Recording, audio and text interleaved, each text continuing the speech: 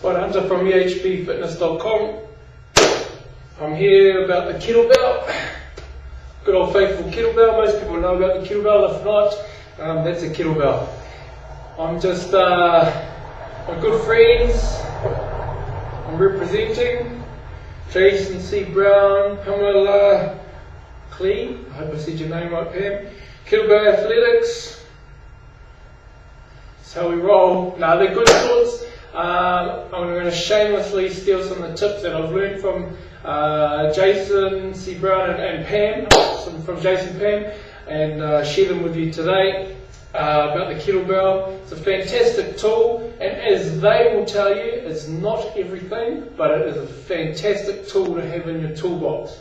I in particular like it for swinging actions, for traditional movements as well, and to jazzy things up when I'm doing metabolic conditioning for fat loss for my general public clients. But the most common mistake when I'm teaching this, whether it's to my fighters or whether to the Joe public, the kettlebell snatch, it is a kettlebell snatch.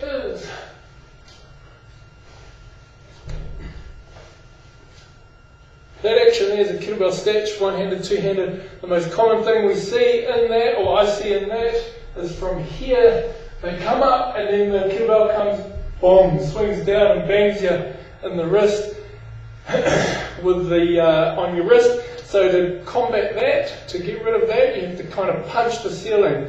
From here, you'll get to a position about here, and then you need to punch the ceiling. So I call it bridge the gap. There's about 2 inches that you need to bridge. If you don't bridge it, then you get the big swinging pendulum. Boom, boom, on your wrist, and after about 6 of them, you're going to get bruising, and the clients don't like it because it hurts their wrist, and they get a bit gun shy on it. You kind of have to get a banged up wrist to figure it out too. It's not something that you just ease on into. You have to kind of play around with it.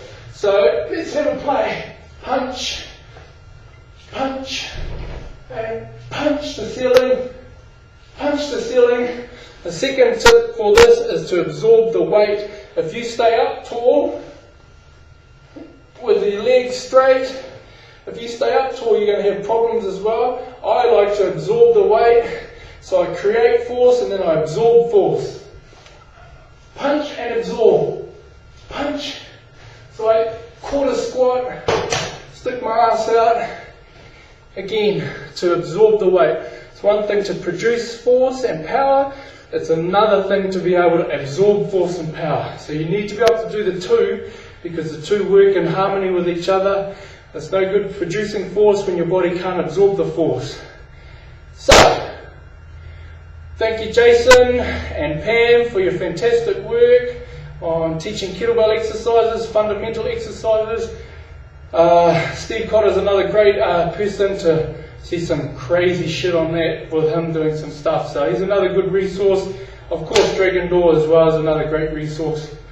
Have a play. Remember, on the kettlebell snatch, punch the ceiling to bridge the gap of about 2 inches and absorb the weight with sticking your ass out to absorb the force that you've produced coming up. Have fun. Aotearoa, taniwha.